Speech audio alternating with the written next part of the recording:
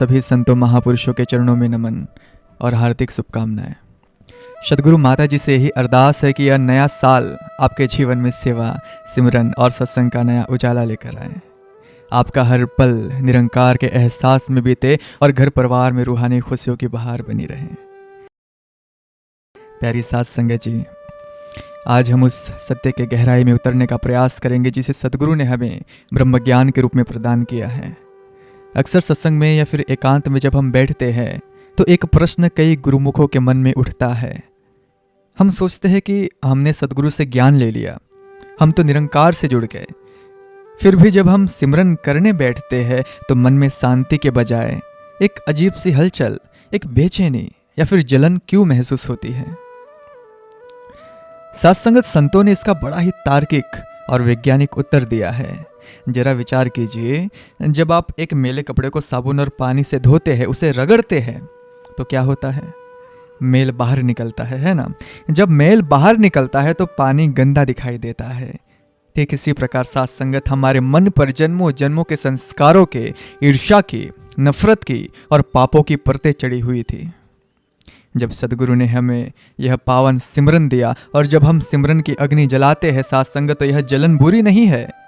सत्संगत जी, यह जलन इस बात का प्रमाण है कि आपके भीतर सफाई हो रही है।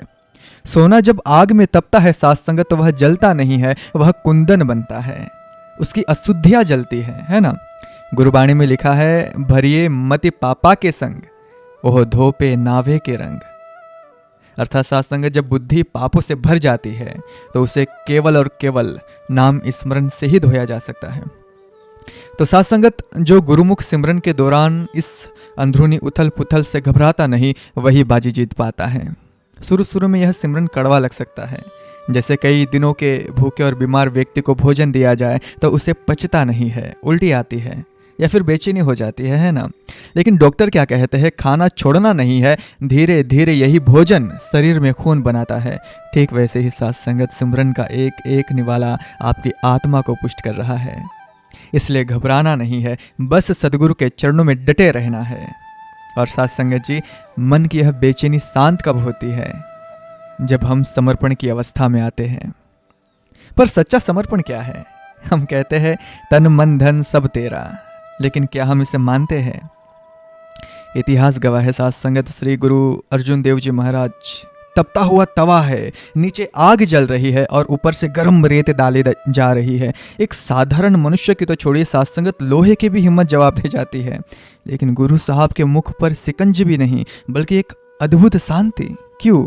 क्या उन्हें दर्द नहीं हो रहा था? शरीर तो उनका भी पंच तत्वों का था, दर्द हो रहा था, लेकिन उनका मन उस दर्द से कई ऊपर निरंकार की रजा में जुड़ा हुआ था। उनके मुख से क्या निकला? तेरा किया मीठा लागे, हरे नाम पदार्थ नानक मांगे। सत्संगत जी, यह है समर्पण। उन्होंने यह नहीं कहा कि प्रभु मुझे बचा ले, या फिर मैंने तो इतनी भक्ति की, मुझे यह दुख क्यों? नहीं सत्संगत, उन्होंने कहा तेरा हर फैसला मीठा है। संत समझाते हैं कि जब हम सिमरन करते हैं तो हमें भी इसी अवस्था तक पहुंचना है। जिस दिन हमें सदगुरु का दिया हुआ दुख भी सुख लगने लगे, उस दिन समझ लेना कि सिमरन ने अपना सर दिखाना शुरू कर दिया। और सत्संगत जी, हम इस अवस्था तक क्यों नहीं पहुंच पाते? इसका सबसे बड़ा और एकमात्र कारण है सत्संगत शरीर से मोह, यानी कि देह अध्यास। हम ज्ञान की बातें बहुत करते हैं, हम रट लेते हैं कि नैनम छिदंती शस्त्राणी, की आत्मा को शस्त्र काट नहीं सकते, आग जला नहीं सकती। लेकिन सत्य तो यह है कि हमें अपने देह से, इस चमड़े से इतना प्यार है कि हल्की सी खरोच भी हमें विचलित कर देती है। भगवान श्री कृष्ण ने बहुत स्पष्ट कहा है, वासान से जीर्णानि यथा विहाय नवानि गृणाति नरोपराणि। अर्थात जैसे हम पुराने कपड़े उतार कर नए पहन लेते हैं और पुराने कपड़ों के लिए रोते नहीं है, वैसे ही यह आत्मा शरीर बदलती है। लेकिन सत्संगत जी, क्या हम इसे मानते हैं? विचार कीजिए, एक व्यक्ति जो स्वयं को मकान मालिक समझकर बैठा हो, अगर उसे अचानक पता चले कि यह मकान तो किराए का है और कल ही खाली करना है, तो उसकी क्या हालत होगी? उसके सारे सपने टूट जाते हैं। यही हाल हमारा है सत्संगत। हम इस शरीर को अपना मान बैठे हैं, जबकि संतों की दृष्टि में यह शरीर एक बेईमान नौकर से ज़्यादा कुछ नहीं है। ध्यान से सुनना, यह शब्द कड़वे लग सकते हैं, पर सत्य यही है। एक नौकर अगर बेईमान हो तो वह कभी बिना बताए घर के कीमती चीज़ें लेकर भाग सकता है। यह शरीर रूपी नौकर भी ऐसा ही है। हम इसे खिलाते हैं, पिलाते हैं, सजाते हैं, इसके नखरे उठाते हैं, लेकिन एक दिन बिना कोई नोटिस दिए यह सांसों की डोर तोड़कर हमें धोखा दे देगा।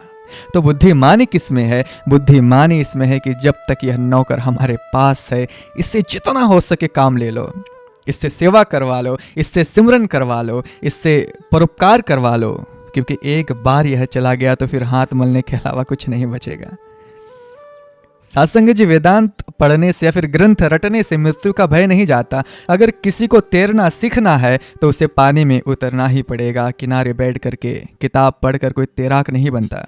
वैसे ही ब्रह्म ज्ञान की प्राप्ति के बाद सत्संग, जब तक हम निरंतर सेवा और सिमरन के अभ्यास में नहीं उतरते, तब तक शरीर का मोह नहीं छूटता। इतिहास में जितने भी भक्त हुए सत्संग, चाहे प्रहलाद हो, मीरा हो या फिर भाई मतीदास जी हो, जिन्होंने आर्य से खुद को चिरवा लिया, उनमें कोई जादुई शक्ति नहीं थी सत्संगत। उनके पास बस एक ही शक्ति थी और वह शक्ति है, उन्हें आत्मज्ञान था। उन्हें पक्का पता था कि आरा शरीर को काट रहा है, मुझे नहीं। आज हमें अपने आप से यह प्रश्न पूछना है कि क्या हमारा सिमरन हमें इस निर्भयता की ओर ले जा रहा है या नहीं। याद रखिए, सत्संग सद्गुरु ने हमें जो यह ज्ञान दिया है, यह केवल डायरी में लिखने के लिए नहीं दिया है, बल्कि जीने के लिए दिया है। जब हम शरीर के भाव से ऊपर उठते हैं, तभी हम असली आनंद को महसूस कर पाते हैं।